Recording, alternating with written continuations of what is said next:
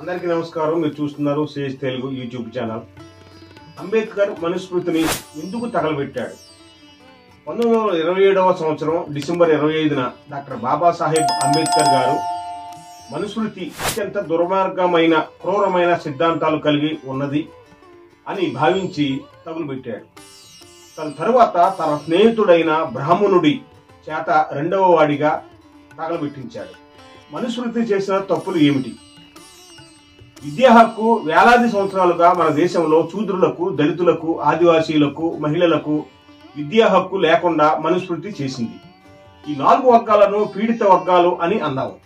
ఆనాటి విద్యాలయాల్లో, గురుకుల ఆశ్రమాలలో బ్రాహ్మణులు, క్షత్రియులు, వైశ్యులు మాత్రమే చదువుకునేవారు. ఈ ముగ్గురిని ఆధిపత్య వర్గాలు అని అన్నాము. ఆస్తి హక్కు, పీడిత వర్గాలకు ఆస్తి కలిగి ఉండే హక్కు లేదు. ఉంటే ఎప్పుడైనా ఆధిపత్య వర్గాలు స్వాధీనం చేసుకున్న హక్కు అట్టి పెట్టుకున్నారు. తమ రాజ్యంలోని ప్రతి మహిళను క్షత్రియ రాజులు తమ స్వంత ఆస్తిగా భావించారు. తమ రాజ్యంలోని ఏ మహిళను అయినా ఎప్పుడైనా క్షత్రియులు, బ్రాహ్మణులు అనుభవించే హక్కు కలిగి ఉన్నారు. ఇలాంటి అనేక దుర్మార్గాలను, స్మృతులను పేరుతో తమ రాజ్యాంగంగా ఆనాటి పాలకులు అమలు చేశారు.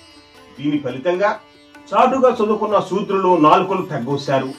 వేదాలు విన్న వారి చెవుల్లో శేషం కరిగించిపోశారు. మహిళలైతే వేలాది మంది అంతఃపురాలలో బంధించబడ్డారు.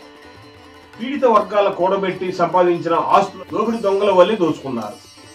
ఆదివాసీలను వేట పేరుతో దాడి చేసి వారి నివాస ప్రాంతాల నుండి నిరంతరం తరిమివేసేవారు. అనిత్య, అనాత్మ గురించి మరియు ప్రతిదానిని ప్రశ్నించమని బౌద్ధం చెప్పింది. అలా చెప్పినందుకు వేలాది మంది బౌద్ధులను కాల్చి చంపారు, గానుగులలో వేసి ఆడించారు. అందుకే మహాకవి శ్రీశ్రీ పురాణాలలో, చరిత్రలో ఏమున్నది గర్వకారణం? అన్నార్తుల ఆహాకారాలు, పీడితుల ఆక్రందనలో మహిళలపై హింస తప్ప అని చెప్పాడు.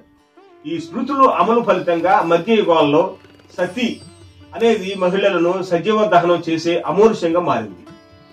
పీడిత వర్గాలు పెళ్లి చేసుకున్న అమ్మాయిని మొదట 3 రాత్రులు అనుభవించే హక్కును బ్రాహ్మణులు కలిగి ఉన్నారు. శీల రక్షణ పేరుతో 10 సంవత్సరాలు కూడా నిండని బాలికలకు వృద్ధులతో బాల్య వివాహాలు చేశారు. రాజా రామ్మోహన్ రాయ్, ఈశ్వర చంద్ర విద్యాసాగర్, మహాత్మా పూలే, కందుకూరి వీరేశలింగం, గురజాడ అప్పారావు మొదలైన సామాజిక సంఘ సంస్కర్తల కృషి ఫలితంగా బ్రిటిష్ ప్రభుత్వం ఈ దుర్మార్గాలను, ఈ అమానుషాలను చట్టాల ద్వారా రద్దు చేసింది.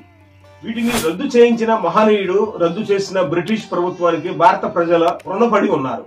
అందుకనే అనేక సామాజిక దురాచారాలకు మూలంగా ఉన్న ఈ మనుస్మృతిని, పీడిత వర్గాలకు విద్యా హక్కు, ఆస్తి హక్కు ఇవ్వని మనుస్మృతిని, మహిళలు కామకేంద్రాలు అని, పురుషుడు నిగ్రహాన్ని చెడగొట్టేందుకు పుట్టింపబడిన వారిని, స్త్రీ పురుషుడి పడక సుఖానికి, పిల్లలను కనడానికి, వంట ఇంటికి మాత్రమే పరిమితం కావాలని చెప్పిన మనుస్మృతిని తీవ్రమైన ఆగ్రహంతో మహనీయుడు అంబేద్కర్ 1927 డిసెంబర్ 25న మహాద్ పట్టణంలో తగలబెట్టాడు.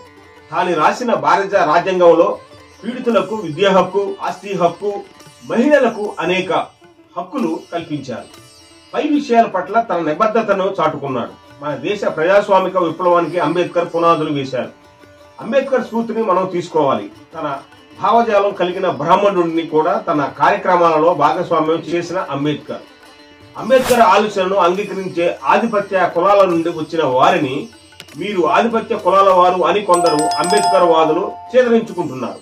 అంబేద్కర్ పూలేలకు అనేక మంది బ్రాహ్మణ మిత్రులు ఉన్నారని వారి సాహిత్యం చదివితే అర్థమవుతుంది. ఇది వీడియో.